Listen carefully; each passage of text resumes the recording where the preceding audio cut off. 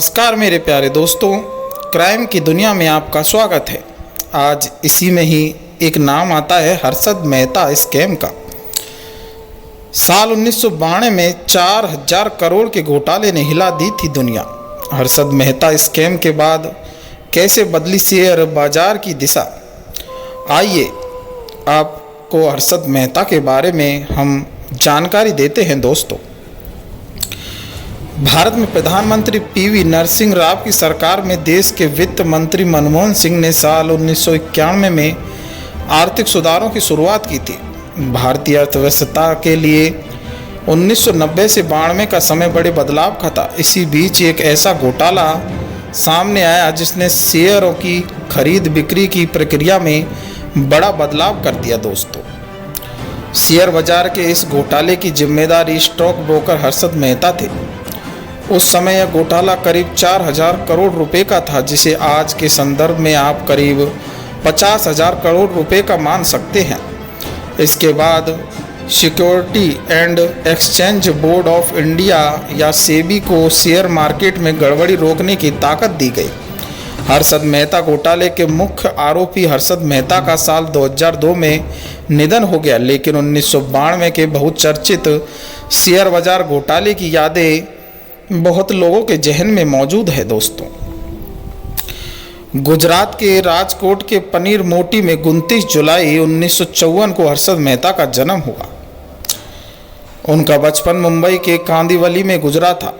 हर्षद मेहता ने लाजपत राय कॉलेज से बीकॉम की पढ़ाई की तथा 8 सालों तक छोटी मोटी नौकरी करने के बाद उन्हें एक ब्रोकरेज फर्म में नौकरी की दी। 1984 में हर्षद मेहता ने खुद की कंपनी बनाई दोस्तों, और ग्रोमोर रिसर्च मैनेजमेंट नाम की कंपनी शुरू की। शेयर बाजार के गुरु हर्षद मेहता ने ब्रोकरेज कंपनी में नौकरी के दौरान ही सीख लिया था। मेहता को बिग बुल कहा जाता था क्योंकि उसने स्टॉक मार्केट में तेजी शुरू किया। साल 1990 में शेयर बाजार तेजी से चढ़ा, जिसके लिए मेहता को जिम्मेदार माना गया।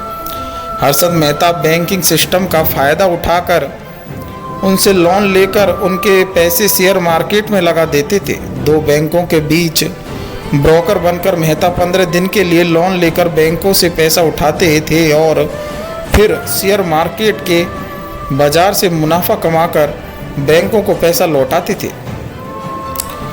एक बार जब यह बात सामने आई तो शेयर मार्केट में तेज गिरावट आनी शुरू हो गई। बैंक से बैंक समाधान विवरण बनवा तथा उसे दूसरे बैंक के पास गिरवी रखकर हर्षद मेहता को आराम से पैसे मिल जाता था। कैश बुक और पासबुक के शेष बैलेंस में होने वाले अंतर को मिलाने के लिए जो लेखा जोखा तैयार होता था उसे बैंक समाधान विवरण कहा जाता था। हर्षद मेहता के इस घोटाले का खुलासा होने के बाद हर्षद मेहता के ऊपर करीब 72 क्रिमिनल चार्ज लगाए गए और सिविल केस फाइल हुआ। हर्षद मेहता ठाणे जेल में बंद था, तभी 2001 के आखिरी दिन उसे तेज दर्द की शिकायत हुई। अस्पताल में उसकी मौत हो गई। दोस्तों, हर्षद मेहता के शेयर बाजार घोटाले के करीब 25 साल बाद भी उसके परिवार से इसकी वसूली जारी थी। कस्टोडियन ने मेहता की संपत्तियों को बेचकर 6000 करोड़ से अधिक की रकम विभाग के नाम रख दी थी। दोस्तों, यह कहानी आप ऑल इंडिया फैक्ट चैनल के माध्यम से देख व सुन रहे हैं। दोस्तों, अगर हमारी कहानी आपको पसंद आ रही हो तो हमारे चैनल को लाइक करें, शेयर करें, सब्सक्राइब करें तथा बेल आइकन दबाना ना भूलें, जिससे कि आपको नोटिफिकेशन प्राप्त हो। आज मैं इस कहानी में इतना ही दोस्तों। धन्यवाद मेरे प्यारे दोस्तों।